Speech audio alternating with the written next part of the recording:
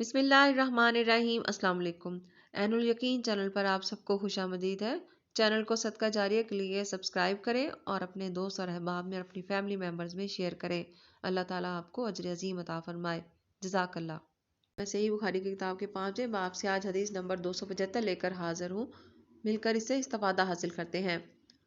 ہم سے عبداللہ بن محمد مسندی نے بیان کیا، کہا ہم سے عثمان بن عمر نے بیان کیا، کہا ہم کو یونس نے خبر دی زہری کے واسطے سے، وہ ابو سلمہ سے، وہ ابو ہریرہ رضی اللہ تعالیٰ عنہ سے کہ نماز کی تکبیر ہوئی اور صفیں برابر ہو گئیں۔ لوگ کھڑے تھے کہ رسول اللہ صلی اللہ علیہ وسلم اپنے حجرے سے ہماری طرف تشریف لائے۔ جب آپ صلی اللہ علیہ وسلم مصلی پہ کھڑے ہو چکے تو یاد آیا کہ آپ جنبی ہیں۔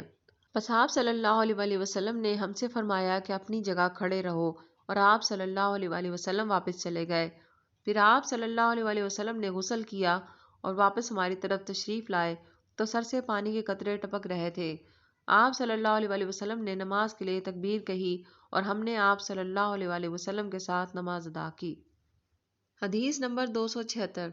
ہم سے عبدان نے بیان کیا، کہا ہم سے ابو حمزہ نے، کہا میں نے اعمش سے سنا، انہوں نے سالم بن ابی جعد سے، انہوں نے قریب سے، انہوں نے ابن عباس سے، آپ نے کہا کہ میمونہ رضی اللہ تعالیٰ عنہ نے فرمایا کہ میں نے نبی کریم صلی اللہ علیہ وسلم کے لیے غسل کا پانی رکھا اور ایک کپڑے سے پردہ کر دیا۔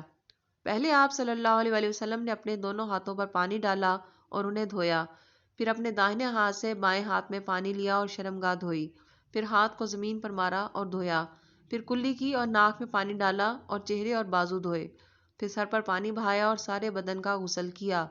اس کے بعد آپ صلی اللہ علیہ وسلم مقام غسل سے ایک طرف ہو گئے، پھر دونوں پاؤں دھوئے۔ اس کے بعد میں نے آپ صلی اللہ علیہ وسلم کو ایک کپڑا دینا چاہا تو آپ صلی اللہ علیہ وسلم نے اسے نہیں لیا اور آپ صلی اللہ علیہ وسلم ہاتھوں سے پانی جھاڑنے لگے۔ حدیث نمبر 277۔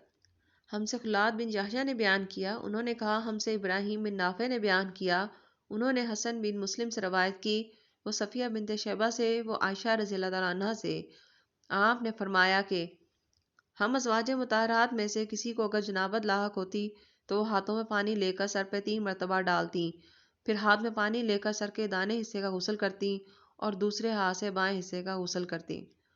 جزاک اللہ۔